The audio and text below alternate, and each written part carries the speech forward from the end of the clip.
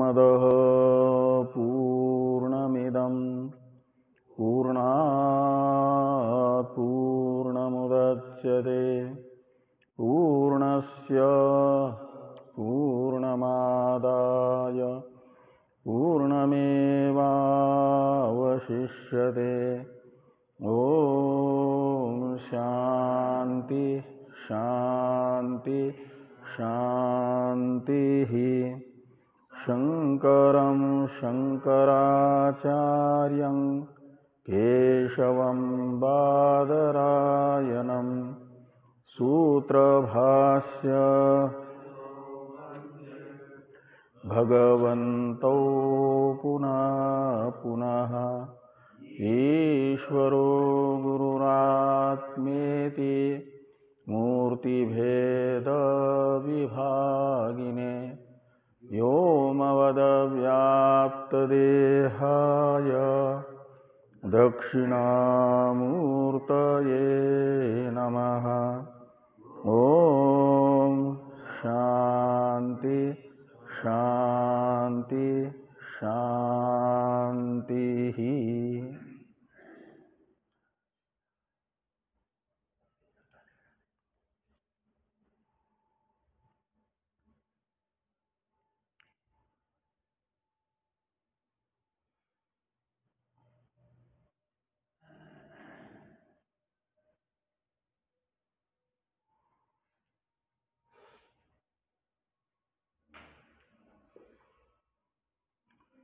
ब्रह्म सूत्र के साधन अध्याय नामक तृतीय अध्याय के प्रथम पाद के द्वितीय अधिकरण का विचार प्रारंभ हुआ है। इस अधिकरण के संक्षिप्त स्वरूप को बताने वाले वैयासिक न्यायमाला के दोनों श्लोकों का अर्थानुसंधान हम लोग कर चुके हैं। इस अधिकरण के 4 सूत्रों में से प्रथम सूत्र के मूल की चर्चा भी हो चुकी है। भाष्य में विचार हो रहा था, मूल सूत्र अभी नहीं हुआ है, भाष्य में विचार हो रहा था पूर्व पक्ष का। तो द्वितीय अधिकरण का विषय संशय भगवान भाष्यकार भाष्य में बता चुके हैं। विषय के रूप में बताया गया तस्मिन् यावत् संपातम उषित्वा अथ एतम एव अध्वानं पुनर्निवर्तन्ते यथेतम अन एवंच। ये जो छांदोग्य श्रुति के द्वारा प्रतिपादित पुनरागमन है, यह पुनरागमन द्वितीय अधिकरण का विषय है। किनका पुनरागमन? तो जो पहले इस लोक से लोकांतर में गए हुए हैं, उनका फिर इस लोक में आगमन होता है,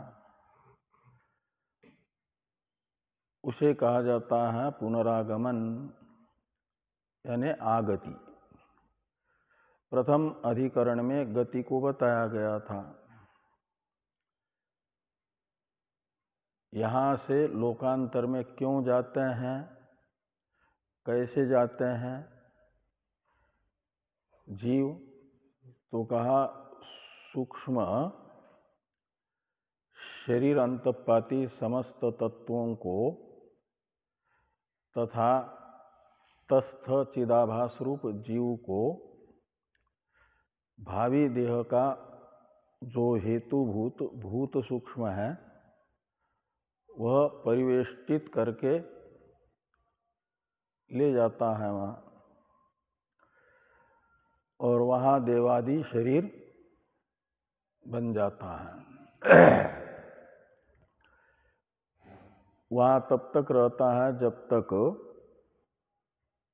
उस शरीर से भोगने योग्य जो फल है उस फल का हेतुभूत प्रारब्ध कर्म विद्यमान रहता है। प्रारब्ध कर्म का भोग से क्षय हो जाता है, फिर वापस इस लोक में उनका आना होता है। तो यावत संपातम उषित्वा इस श्रुति ने ये बताया, संपात शब्द से सिद्धांत के अनुसार अर्थ है स्वर्गादि में उपभोग का निमित्तभूत देवादि शरीर का प्रारब्ध, देवादि शरीर में निवास करने का निमित्तभूत प्रारब्ध, और वो जब तक रहेगा तब तक तस्मिन उषित्वा यानी स्वर्गलोक में निवास करके फिर जिस मार्ग से गए थे उसी मार्ग से वापस आते हैं। यानी उस मार्ग में पड़ने वाले कुछ पड़ाव वापस आते समय भी पड़ते हैं। और अन यथेतम शब्द का अर्थ निकलेगा, और अन एवंच का अर्थ निकलता है कि अन्यथा भी का मतलब सभी के सभी पड़ाव पड़ेंगे ही ऐसा नहीं, विपरीत क्रम भी होता है। तो इस प्रकार गमन क्रम से या विपरीत क्रम से वे वापस इसी लोक में आते हैं, स्वर्ग गए हुए जीव। अब ये विचार करना है कि स्वर्ग से पृथ्वी लोक पर वापस आने वाले जीव निरनुशय आते हैं या सानुशय आते हैं, ये संशय है। इस प्रकार का संशय होने पर पूर्व पक्षी ने अपना मत बताया कि वे निरनुशय ही आते हैं पृथ्वीलोक में, क्योंकि श्रुति पूर्व पक्षी के अनुसार यावत संपातम, यहाँ पर जो संपात शब्द है वह समस्त कर्मों का परामर्शक है। स्वर्ग में जाने से पहले जितने भी कर्मों का अनुष्ठान किया है उन सारे कर्मों का परामर्शक संपात शब्द बनेगा। और उन सब कर्म, वे सब कर्म यावत यानी भोग करके जब तक क्षीण नहीं होते हैं, समस्त कर्मों का फलोपभोग करने के लिए स्वर्ग में गया है, और वे कर्म भोग से समाप्त होने तक वहाँ रहता है। जैसे ही समाप्त हो गए तो फिर वापस आता है। तो वापस आते समय कोई अनुशय शब्दित कर्म नहीं रहा वापस आने वाले जीव के पास में।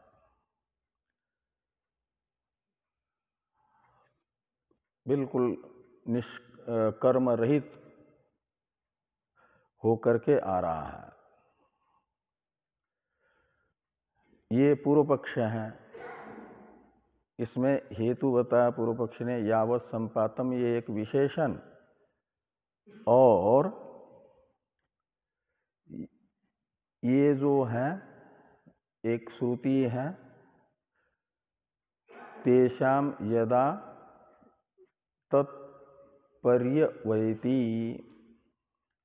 ये बृहदारण्यक श्रुति यह भी ये बताती है कि जब तक अभुक्त कर्म भोग से क्षीण नहीं होता है तब तक वहाँ रहता है, और भोग से समस्त कर्मों का क्षय होने पर ही वापस आता है। यहाँ तक की चर्चा हम लोग कर चुके हैं। तेषाम यदा पर्यवैति इति च श्रुत्यंतरेण एष एव अर्थ प्रदर्श्यते। अब आगे हैं स्याद एतत्। स्याद एतत् से सिद्धांती पूर्व पक्षी को ये कह रहे हैं कि यावत अमुस्मिन् लोके उपभोक्तव्यम कर्म तावत उपभुंक्ते इति कल्पयिष्यामि इति। जो स्वर्ग से वापस आने वाले जीव सानुसे आते हैं ऐसा मानते हैं। कौन मानते हैं? सिद्धांती। पूर्व पक्षी मानते हैं निरनुसे आते हैं। तो स्वर्ग से आने वाले जीवों को सानुसे मानने वालों ने ये कहा कि यावत आमुस्मिन् लोके उपभोक्तव्यम कर्म तावत उपभुंक्ते। आमुस्मिन् लोके यानी स्वर्ग लोके। तो स्वर्ग लोक में उपभोक्तव्य जो कर्म है, उपभोक्तव्य में तव्य प्रत्यय अर्ह अर्थ में है, यानी उपभोग अर्ह कर्म। तो जिन कर्मों का फलोपभोग देवता शरीर से किया जा सकता है उन कर्मों को कहा गया आमुस्मिन् लोके उपभोक्तव्य कर्म। देवता शरीर से भोगने योग्य फल है जिन कर्मों का ऐसे कर्म जब तक, और वो किए कब थे? मनुष्य शरीर में। मनुष्य शरीर में किए हुए जिन कर्मों का फलोपभोग देवता शरीर से हो सकता है वे कर्म जब तक भोग से क्षीण नहीं होते हैं, समाप्त नहीं होते हैं, तब तक वहाँ पर निवास करता है। तावत उपभुंक्ते का मतलब तब तक स्वर्गीय विषयों का उपभोग करता है, स्वर्ग सुख का अनुभव करता है। इति कल्पयिष्यामि, ऐसी यावत संपातम की कल्पना करेंगे। संपात शब्द से सारे कर्म न लेकर के, प्रारब्ध कर्म से अतिरिक्त समस्त पूर्व में किए हुए कर्म ये न लेकर के केवल उन कर्मों का दो विभाग करेंगे। स्वर्ग में जिन कर्मों का फलोपभोग किया जा सकता है वे कर्म, उन्हें संपात कहा जाएगा। और उन यानी देवता शरीर का प्रारब्ध रूप कर्म जो अग्निहोत्रादि इष्ट कर्म है, इष्टादि कर्म, उन्हें ही संपात शब्द से कहा जाएगा। इस प्रकार की कल्पना हम करेंगे। उससे क्या होगा कि जो देवता शरीर से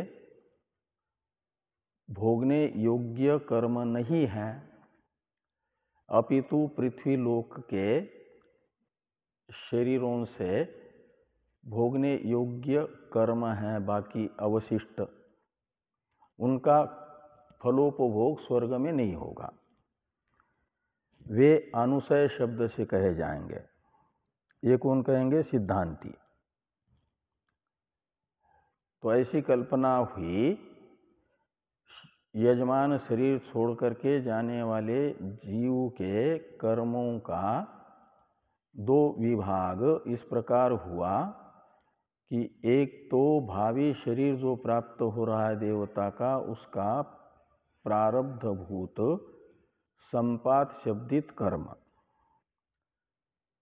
और दूसरा संचित कर्म, संपात से अतिरिक्त कर्म, वो अनुशय कहलाएगा। ये सिद्धांति ने कहा। और अनुशय का फलोपभोग स्वर्गलोक में नहीं होगा, क्योंकि वो अनुशय स्वर्गलोक में फलोपभोग योग्य नहीं है। इस प्रकार की हम कल्पना करेंगे, ऐसा यदि सिद्धांती कहते हैं, ये सिद्धांति ने कहा, तो पूर्व पक्षी सिद्धांति के इस कर्म विभाग का निषेध करते हैं।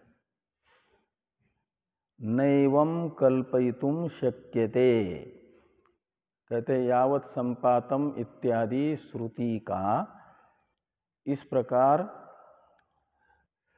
कर्म विभाग की कल्पना करना संभव नहीं है। एवं कल्पयितुं न शक्यते, ये पूर्व पक्ष की प्रतिज्ञा हुई। तो सिद्धांति ने अवान्तर प्रश्न किया, ये आप कैसे कह सकते हो? आपके इस कथन का निमित्त क्या है, हेतु क्या है, इसमें क्या प्रमाण है? तो पूर्व पक्षी कहते हैं यत् किंच इति अन्यत्र परामर्शात्। तो अन्यत्र यानी बृहदारण्यक श्रुति में ही यत् किंच इन शब्दों का प्रयोग होने से, यत् किंच ये कर्म के विशेषण के रूप में प्रयोग श्रुति में हुआ है, और यत् किंच शब्द बताता है समस्त कर्मों को। कहा वो कौन सी श्रुति है जिसमें यत् किंच इन शब्दों से समस्त कर्मों का परामर्श हो रहा है, ऐसा आप कह रहे हो? उसके कारण यावत् संपातम में इस प्रकार का विभाग नहीं किया जा सकता, ये आप कह रहे हैं पूर्व पक्षी। तो वो श्रुति बताओ, यत् किंच शब्द का प्रयोग जिसमें है। तो पूर्व पक्षी वो श्रुति बता रहे हैं कि प्राप्यांतम कर्मणः तस्य यत् किंचेह करोत्ययम् तस्मात् लोकात् पुनरैति अस्मै लोकाय कर्मणे इति ही अपरा श्रुति ही यत् किंच इति अविशेष परामर्शेण कृष्णस्य इह कृतस्य कर्मणः तत्र क्षपयितां दर्शयति। तो तस्य कर्मणः, इसमें कर्मणः का तस्य ये समानाधिकरण प्रयोग है ना, और तस्य सर्वनाम से परामृष्ट कर्म होगा कौन सा, इसे दिखाने के लिए कहा इह यत् किंच अयम करोति। तो अयम जीवः इह यानी अस्मिन् मनुष्य लोके यत् किंच कर्म करोति। इसमें यत् किंच का अर्थ निकलेगा जो कुछ भी करता है, का मतलब समस्त कर्म, मनुष्य लोक में किए हुए समस्त जो कर्म है। तस्य कर्मणः अंतम प्राप्य, अंतम शब्द का अर्थ है फलम। तो उस कर्म का फल प्राप्त करके फिर प्राप्त करना है भोगना। तो जितने भी मनुष्य शरीर छोड़ने से पहले किए हुए कर्म हैं, उन सारे कर्मों का फलोपभोग करके तस्य कर्मणः अंतम प्राप्य का अर्थ निकलेगा। फिर क्या होता है, कहते तस्मात् लोकात् यानी स्वर्गात् लोकात्। तो स्वर्ग लोक से फिर पुनः ऐति, येति इति ऐति बना है, और छांदस प्रयोग ने तो येति बनता ना।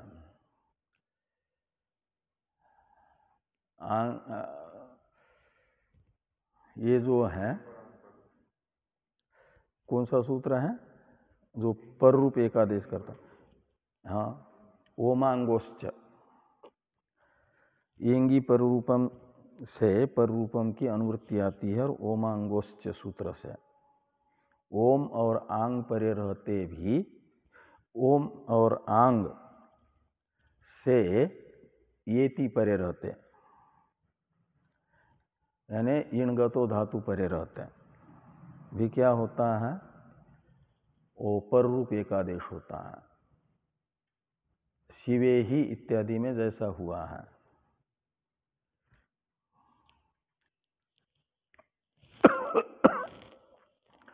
तो ऐति ये जो बना है छांदस प्रयोग समझना, नहीं तो येति होता। येति यानी आगच्छति, तो तस्मात् लोकात् आगच्छे, पुनः आगच्छति यानी पुनरागमन होता है, करता है कौन, ये जीव। कहाँ, तो कहते अस्मय लोकाय, तो इस लोक के लिए उसका आगमन शुरू हो जाता है। और यहाँ इस लोक में क्यों आता है, तो कर्मणे, फिर कर्म करने के लिए आता है। जितने कर्म किए थे वो सब भोग लिए, अब बिल्कुल खाली रह गया, तो फिर भोग के लिए इष्टादि कर्म करता है इस लोक में आकर के। ये यहाँ पर बृहदारण्यक श्रुति कह रही है। यत्किंच शब्द का प्रयोग करके समस्त कर्मों का फलोपभोग स्वर्ग में बता रही है। ये कहते हैं कि इति ही अपरा श्रुति, तो ये जो बृहदारण्यक श्रुति का दूसरा वचन है वह यत्किंच इति अविशेष परामर्शेण, अविशेष यानी सामान्य रूप से समस्त कर्मों का, परामर्शक जो यत्किंच शब्द है, इससे कृष्णस्य इह कृतस्य कर्मण, तो मृत्यु लोक में किए हुए संपूर्ण कर्मों का तत्र यानी स्वर्ग लोक में क्षयितताम दर्शयति, यानी क्षय बताती है। क्षयितता का अर्थ है क्षय, विनाश। किससे, भोग से होता है कर्म का विनाश। इससे आपकी जो कल्पना है, सिद्धांति ने कहा था ना कि यावत संपातम, यहाँ पर हम इस प्रकार की कल्पना करेंगे कि स्वर्गलोक में देवता शरीर से जिन कर्मों का फलोपभोग संभव है, उन इष्टादि कर्मों का फलोपभोग करके, और जिन बाकी जो बचे हुए कर्म हैं वो अनुशय शब्द से कहे जाएंगे, और उन अनुशय से युक्त होकर के जीव आते हैं मृत्यु लोक में। वो अनुशय के अनुसार फिर उन्हें मृत्यु लोक में योनि प्राप्त होती है। ये अर्थ निकलेगा, ऐसी कल्पना हम करेंगे। इस प्रकार जो सिद्धांति ने कहा था उसका निराकरण पूर्व पक्षी ने किया। अब अपीच इत्यादि से युक्ति भी बता रहे हैं। श्रुति बता दी ना पूर्व पक्षी ने कि इन श्रुतियों के आधार पर ये निश्चित होता है कि निरनुशय ही जीव स्वर्ग से मृत्युलोक में आते हैं। इसी पूर्व पक्षी की प्रतिज्ञा की सिद्धि के लिए एक युक्ति पूर्व पक्षी बताते हैं। अपिच प्रायणम अनारब्ध फलस्य कर्मणो अभिव्यंजकम, कहते हैं ये युक्ति है कि जो प्रायण है, प्रायण का अर्थ है मृत्यु, मरण, तो प्रायण यानी मरण अभिव्यंजक होता है। मृत्यु अभिव्यंजक होगा, किसका अभिव्यंजक होगा? तो कर्मणः अभिव्यंजकम, कर्म का अभिव्यंजक होगा। कौन से कर्म का अभिव्यंजक होगा? तो कहा कर्म का विशेषण है अनारब्ध फलस्य। तो अनारब्ध फल जो कर्म है, अनारब्ध फल कर्म का अर्थ निकला जिन कर्मों का फलोपभोग प्रारंभ नहीं हुआ है, उन कर्मों का अभिव्यंजक मृत्यु होगा। अभिव्यंजक होगा का मतलब उन्हें फलोन्मुख करेगा। ये मृत्यु जीवात्मा जो भी प्राणियों की हो रही है, वह एक प्रकार से अभुक्त जो फल कर्म है, यानी संचित कर्म है और क्रियमान कर्म है, जो किए तो हैं लेकिन फलोपभोग नहीं हुआ है, ऐसे कर्मों का अभिव्यंजक मृत्यु है का मतलब उन्हें फलोन्मुख करने वाला है। अभिव्यंजक कहते हैं फलोन्मुख करने वाला, और फलोन्मुखता का मतलब है फल देने के लिए तत्पर हो जाना उनका। तो मृत्यु अभुक्त कर्म फल कर्मों का अभिव्यंजक होता है। ये एक नियम है। इस नियम को आधार बना करके एक अनुमान बता रहे हैं भाष्यकार भगवान कि प्राक प्रायणात आरब्ध फलेन कर्मणा प्रतिबद्धस्य अभिव्यक्ति अनुपपत्ते। मृत्यु को कर्म का अभिव्यंजक क्यों माना जा रहा है? अभुक्त फल कर्म का अभिव्यंजक मृत्यु क्यों है? कहते इसलिए कि प्राक प्रायणात यानी मृत्यु से पहले जो यजमान शरीर का प्रारब्ध है, जिस शरीर को छोड़ करके जीव जा रहा है, उस शरीर का जो प्रारब्ध कर्म था, वह संपूर्ण रूप से उसका फलोपभोग हुआ नहीं था। प्रारब्ध का फलोपभोग होने के बाद न मृत्यु होती है, अन्यथा नहीं होती। और वो प्रारब्ध फल को माना जाता है, प्रारब्ध फल कर्म को माना जाता है प्रतिबंधक। किसमें? अभुक्त फल कर्मों के अभिव्यक्ति में प्रतिबंधक है प्रारब्ध कर्म। उस प्रारब्ध कर्म के रहते हुए अभुक्त फल कर्मों की अभिव्यक्ति यानी फलोन्मुखता नहीं होगी, वो प्रतिबंधक है। जैसे देवता का दर्शन मंदिर में करने के लिए गेट तो खुला है लेकिन पर्दा लगा हुआ है, तो जब तक पर्दा बंद पर्दा मूर्ति और दर्शक के बीच में अवरोधक के रूप में रहेगा, तब तक दर्शन नहीं हो सकता। ऐसे ही अभुक्त फल कर्म के फलोन्मुख होने में और हमारे उन अभुक्त कर्म के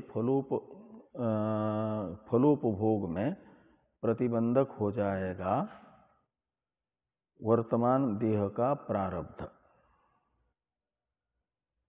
वो प्रारब्ध संचितगत कर्मों का फल भी भोगने नहीं देता, उन संचित कर्मों को फलोन्मुख होने नहीं देता, और जो क्रियमान कर्म है उनको भी फलोन्मुख होने नहीं देता। ये बताया गया कि प्राक प्रायणात आरब्ध फलेन कर्मणा प्रतिबद्धस्य अभिव्यक्ति अनुपपत्ते। तो मृत्यु से पहले प्रारब्ध के द्वारा प्रतिबद्ध जो कर्म है उसकी अभिव्यक्ति संभव नहीं है, न संभव न होने से आगे कहते हैं कि तच्च अविशेषात् यावत् किंचित अनारब्ध फलम तस्य सर्वस्य अभिव्यंजकम। तो तच्च तस्य सर्वस्य अभिव्यंजकम ऐसा अन्वय करिए। तच्च में तत् शब्द का अर्थ है मरणम, प्रायणम। तस्य सर्वस्य कर्मणः अभिव्यंजकम, उन समस्त कर्मों का अभिव्यंजक होगा। कौन? मरण। उन सब कर्मों का अभिव्यंजक होगा। का उन सब कर्म यानी कौन से कर्म? तो बताया कि यत् किंचित अनारब्ध फलम।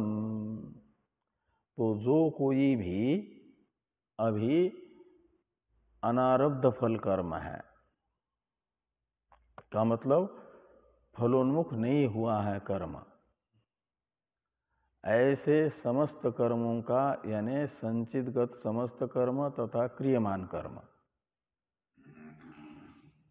प्रारब्ध को छोड़ करके बाकी सारे कर्मों का, प्रारब्ध का तो क्षय हो गया भोग करके, वो रहा ही नहीं, तो रहे संचित और क्रियमान कर्म। इन संचित तथा क्रियमान कर्मों का अभिव्यंजक मृत्यु है, मरण है।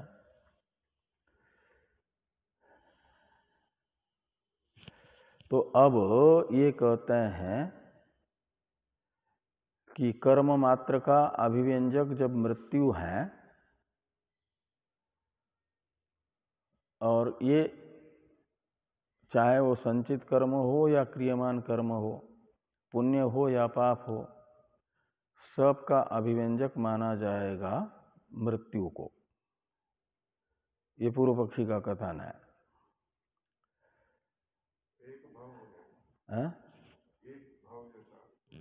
हाँ, एक भव्य मत को ही बताया जा रहा है। तो समस्त कर्मों का अभिव्यंजक हो जाएगा मृत्यु। तो समस्त कर्मों के अभिव्यक्ति में यानी फलोन्मुखता में हेतु सामान्य रूप से बना मृत्यु। तो ये जो एक साधारण कारण है, जिन कार्य विशेषों के प्रति वह कार्य वो कारण यदि विद्यमान है, तो समस्त कार्य होंगे, न कि कोई होगा और कोई नहीं होगा। तो कर्म मात्र के अभिव्यक्ति का निमित्त माना गया मृत्यु। तो मृत्यु के समय मानना होगा कि सामान्य रूप से सारे कर्म, स्वर्ग में जिनका फलोपभोग होना है वे भी, और जिनका फलोपभोग नहीं होना है वो सब भी, सब के सब अभिव्यक्त हो जाएंगे मृत्यु से। ये आगे कह रहे हैं कि नहीं साधारणे निमित्ते नैमित्तिकम असाधारणम भवितुम अर्हति। तो नैमित्तिक कहा जाता है कार्य को। नैमित्तिक यानी कार्य, निमित्त यानी कारण। तो साधारणे निमित्त यानी साधारण कारण के विद्यमान होने पर नैमित्तिकम असाधारणम भवितुम न अर्हति। तो कार्य जो है असाधारण नहीं होगा, यानी कोई का फलोन्मुख होगा, कोई फलोन्मुख नहीं होगा कर्म, ऐसा नहीं कह सकते। कर्म मात्र का फलोन्मुख करने वाला मृत्यु है, और वो मृत्यु रूपी सर्वसाधारण कारण विद्यमान होने पर केवल स्वर्गीय फलों, स्वर्ग में जिन कर्मों का फलोपभोग होना है वे ही अभिव्यक्त होंगे, यानी फलोन्मुख होंगे, बाकी नहीं होंगे, ऐसा मानना तो निमित्त का असाधारण बनना है। तो साधारण निमित्त से असाधारण नैमित्तिक नहीं हो पाएगा, ये मानना अनुचित है कि निमित्त साधारण है और नैमित्तिक असाधारण हो रहा है, ऐसा नहीं मान सकते, ये पूर्व पक्षी कह रहे हैं। इसके लिए उदाहरण बताते हैं, जैसे नहीं अविशिष्टे प्रदीप सन्निधौ घटो अभिव्यज्यते न पट इति उपपद्यते। नहीं का अन्वय उपपद्यते के साथ करिए, नहीं उपपद्यते। क्या उपपन्न नहीं होता? तो कहते हैं ये कि अविशिष्टे प्रदीप सन्निधौ, तो प्रदीप सन्निधौ अविशिष्टे, तो प्रदीप की सन्निधि यानी समीपता घट और पट दोनों के लिए एक जैसी है, दोनों भी प्रदीप के पास में है, दोनों के साथ समान रूप से प्रदीप का संबंध है। ऐसी स्थिति में उस प्रदीप से घट ही प्रकाशित होगा और पट प्रकाशित नहीं होगा, ये मानना अनुपपन्न है। ये यहाँ पर कहा गया कि नहीं अविशिष्टे प्रदीप सन्निधो घटो अभिव्यज्यते न पटः अभिव्यज्यते इति उपपद्यते। नहीं उपपद्यते का मतलब अनुपपन्न है। उस प्रकाशमान प्रदीप के सन्निधि में जितनी भी प्रकाश्य वस्तु हैं वे सब प्रकाशित होगी, क्योंकि प्रकाश सन्निधि सब में एक समान है। ऐसे मृत्यु समस्त कर्मों का अभिव्यंजक है प्रदीप सन्निधि के तरह। प्रदीप सन्निधि जैसे समस्त अपने से संबद्ध वस्तुओं की प्रकाशक है, ऐसे मृत्यु समस्त कर्मों का अभिव्यंजक है, समस्त कर्मों को फलोन्मुख करने वाला है। और वो समस्त कर्मों को फलोन्मुख करने वाला निमित्त मृत्यु एक समान होने पर उनमें से कुछ कर्म ही फलोन्मुख होंगे, कुछ नहीं होंगे, ये मानना अनुचित है। ये पूर्व पक्षी का कथन है।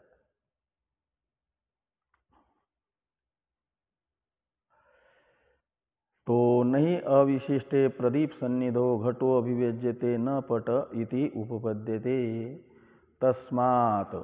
अब पूर्व पक्षी अपनी प्रतिज्ञा का उपसंहार कर रहे हैं। अपनी प्रतिज्ञा का उपादन कर दिया पूर्व पक्षी ने। यहाँ एक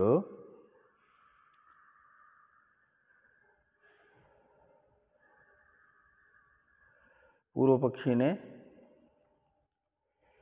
अब अपने प्रतिज्ञा का उपसंहार बताया है।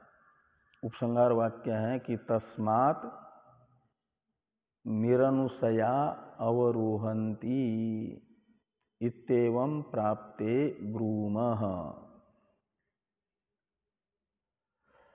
तो तस्मात् यानी मृत्यु समस्त कर्मों का अभिव्यंजक होने से सारे कर्म यजमान शरीर छूटते समय फलोन्मुख होंगे और उन सब कर्मों का फलोपभोग करने के लिए यजमान शरीर को छोड़ करके देहांतर को जीवात्मा प्राप्त करेगा और उस देहांतर से पूर्व में किए हुए सारे कर्मों का फलोपभोग करेगा और बिल्कुल खाली होकर के आएगा, निरनुसय आएगा। ये पूर्व पक्ष हुआ कि तस्मात् निरनुसया अवरोहन्ति, निरनुसया जीवा अवरोहन्ति।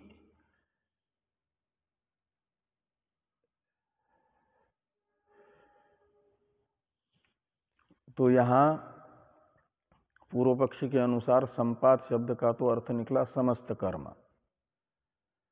छांदोग्य श्रुतिस्थ यावत संपातम में संपात शब्द समस्त कर्मों को बताएगा, और उन समस्त कर्मों का फलोपभोग हो गया, अभी कोई कर्म शेष नहीं रहा। और यह रमणीय चरणा,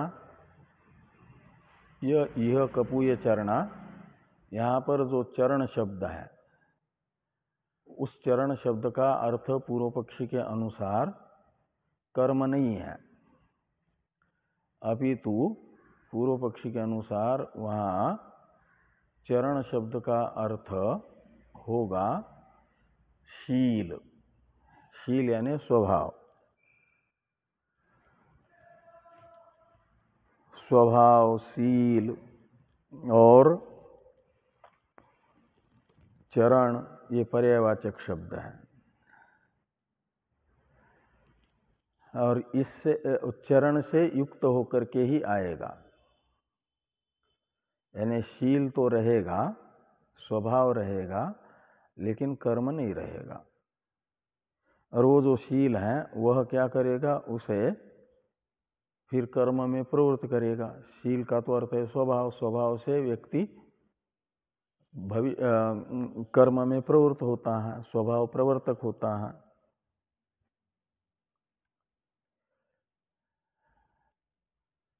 इसलिए भगवान ने गीता में कहा प्रकृति में यान्ति भूतानि निग्रह किम करिष्यति।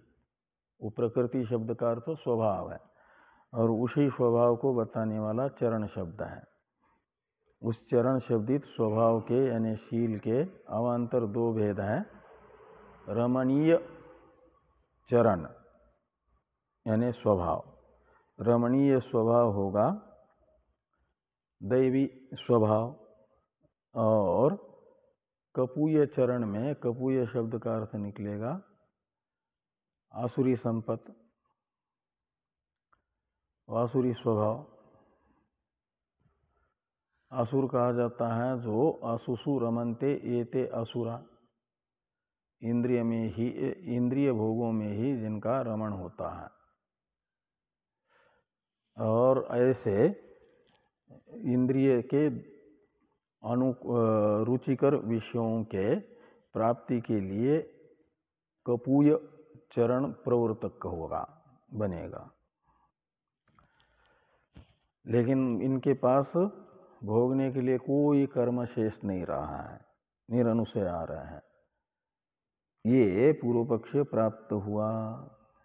तो चरण शब्दित शील से ही अवरोहन होगा, कर्म से अवरोहन नहीं होगा। अब सिद्धांत को बताने के लिए सूत्र है, सूत्र का उच्चारण कर लें। कृतात्ययेनुशयवान्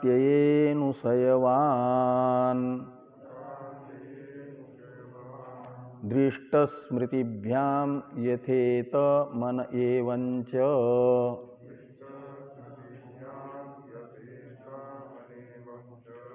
कृतात्यये अनुशयवान् दृष्टस्मृतिभ्यां यथेत मनमेवंच।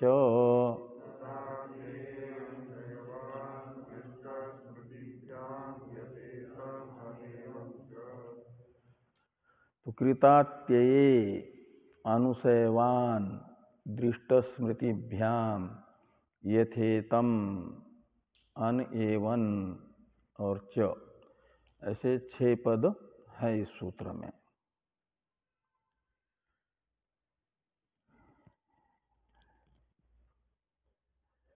तो कृतात्यये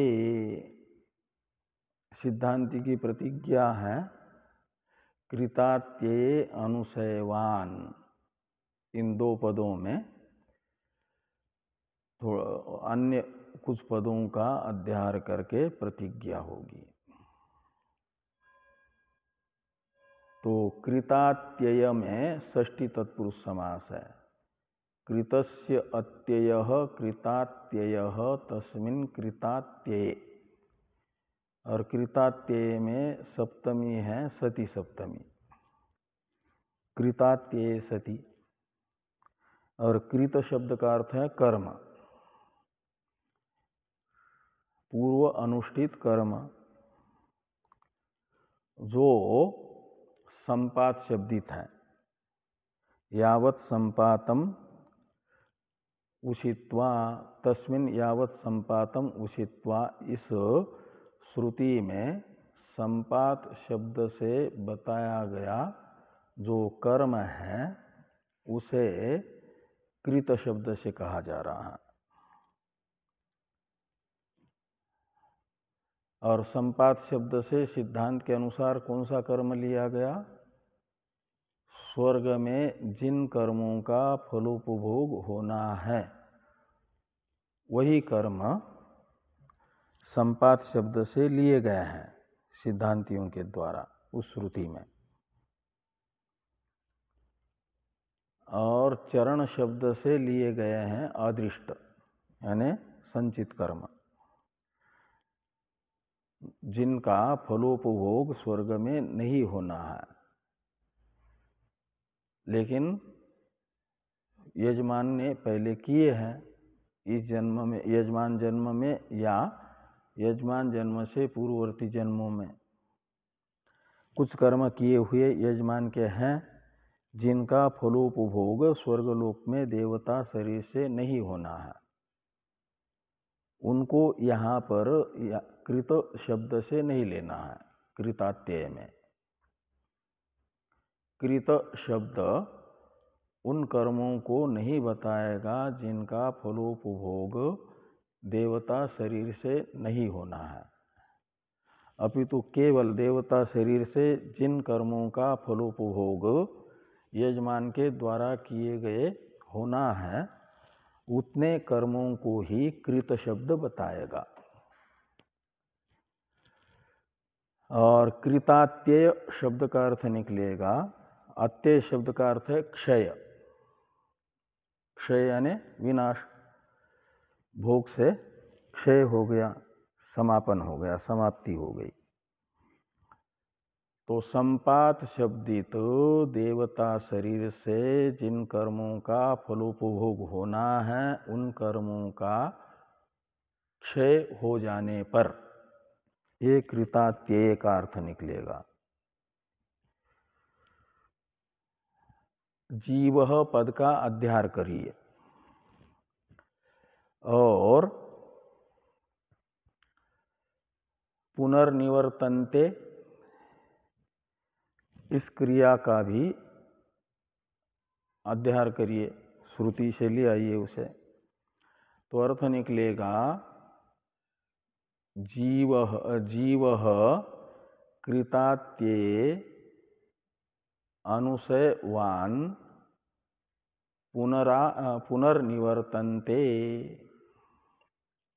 तो कृतात्यये अनुशयवान जीव पुनर्निवर्तन्ते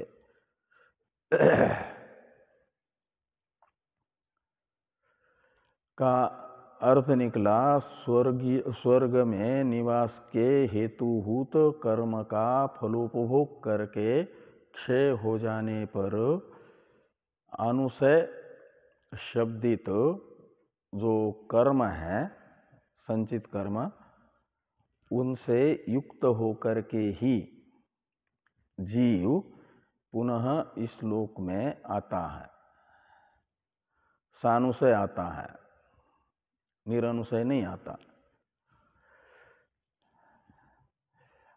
कहा आपने ये जो प्रतिज्ञा की कि स्वर्ग से आने वाले जीव सानुशय आ रहे हैं, निरनुशय नहीं, आपकी इस प्रतिज्ञा का निश्चायक हेतु क्या है, प्रमाण क्या है?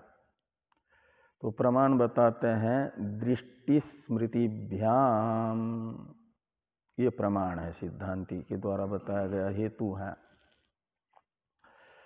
तो दृष्ट स्मृतिभ्याम तृतीया का या पंचमी का द्विवचन मान लो इसे। तो दृष्ट शब्द से लेना दृष्ट श्रुति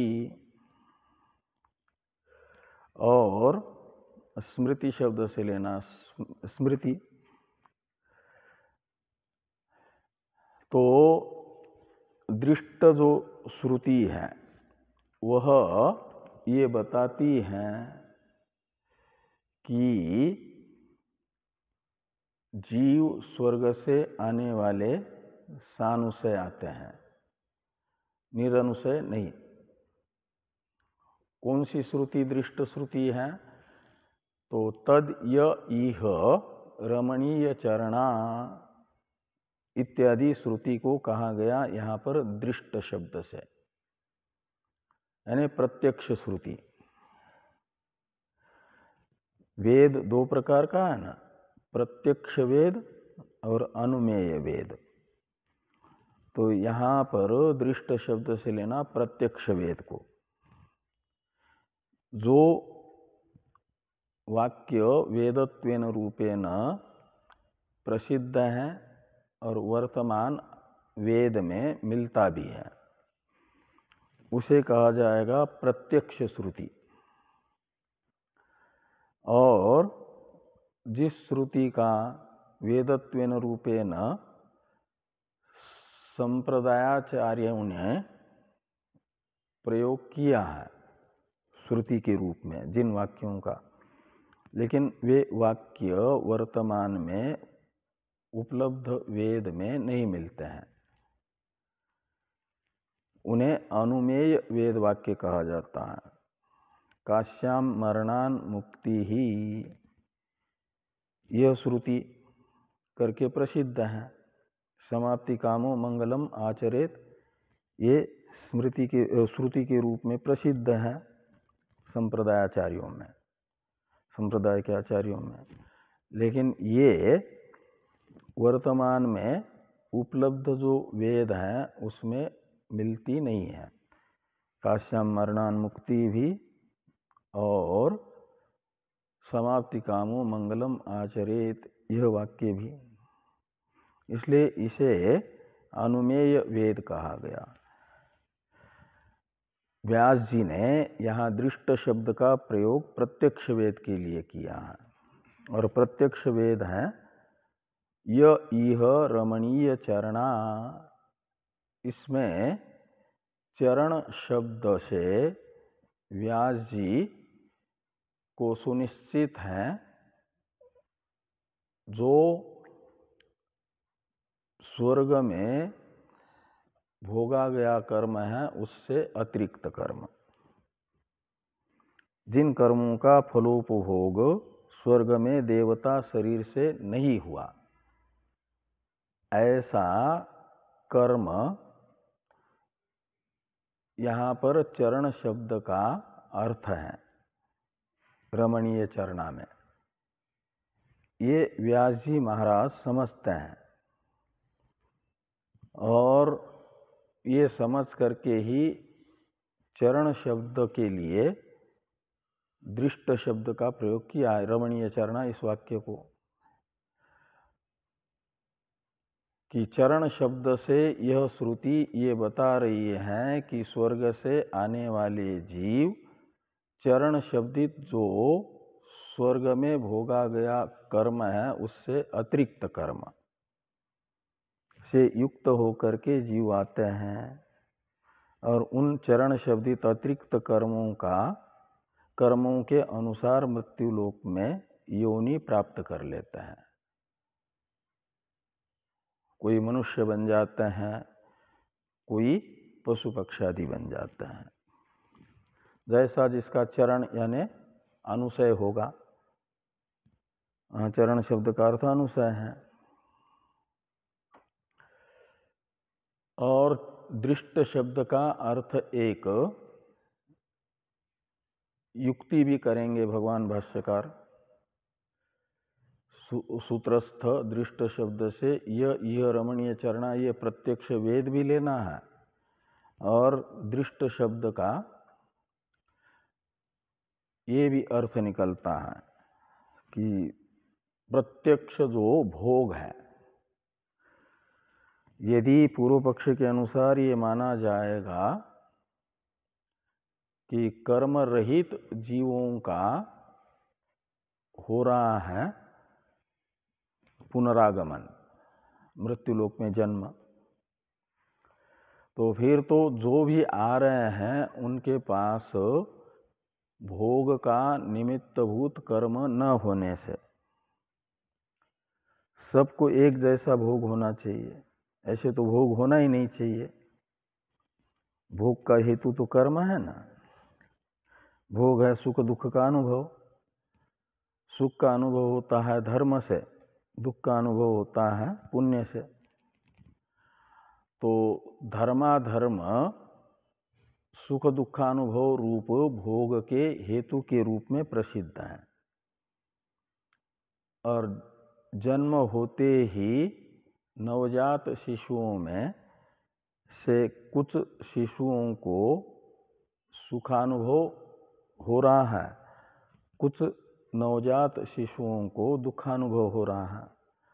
ये जो भोग वैचित्र्य है उनका, उस भोग वैचित्र्य का निमित्तभूत कोई कर्म तो रहा ही नहीं, लेकिन भोग वैचित्र्य देखा जा रहा है।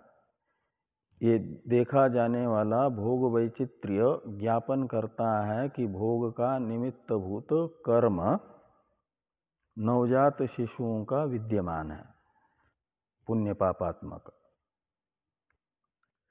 से दिन में न खाते हुए पीनत्व रात्रि भोजन का ज्ञापक बनता है। ऐसे नवजात शिशु में प्रतीयमान विचित्र भोग ज्ञापक बन जाता है उनके भोग के हेतुभूत अनुशय शब्दित कर्म का। इसलिए ये मानना होगा वो कर्म तो उसने अभी किए ही नहीं है, अभी अभी जन्मा है। तो वो कर्म कौन से हैं जिनका जो भोग वैचित्र्य के निमित्त बन रहे हैं? तो मानना होगा साथ में लाया हुआ कर्म है। साथ में लाया का अर्थ है फिर निरनुशय नहीं आया, सानुशय आया। ये भी एक अर्थ दृष्ट शब्द का निकलेगा। और स्मृति भी बताई जाएगी। स्मृति भ्यांच में, दृष्ट स्मृतिभ्याम में स्मृति बताएंगे भगवान भाष्यकार भाष्य में।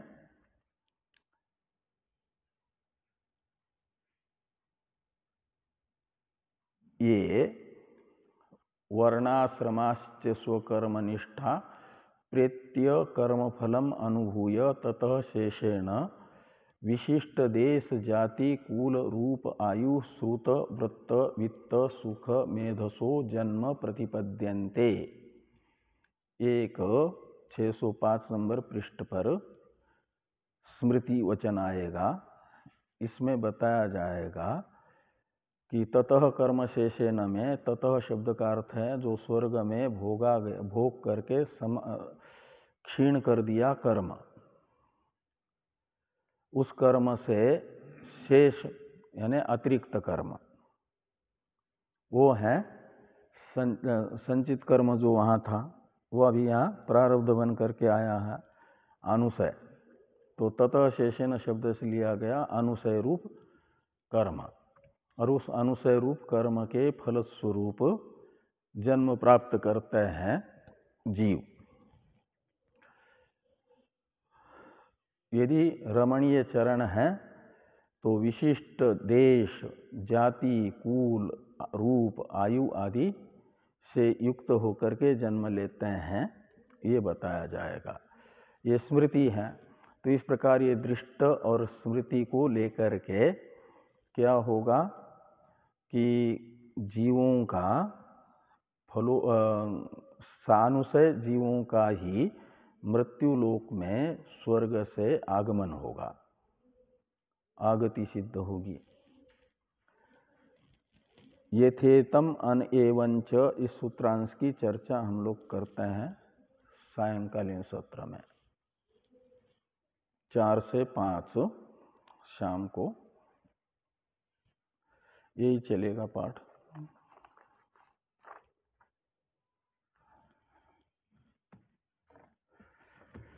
ओम पूर्णमदः पूर्णमिदं पूर्णात् पूर्णमुदच्यते पूर्णस्य पूर्णमादाय पूर्णमेवावशिष्यते। ओम शांति शांति शांति। शंकरं शंकराचार्यं केशवं बादरायणं सूत्रभाष्य कृतौ वंदे भगवन्तौ पुनः पुनः। ईश्वरो गुरुरात्मेति मूर्तिभेद विभागिने व्योमवद्व्याप्तदेहाय दक्षिणामूर्तये नमः। ओम शांति शांति शांति।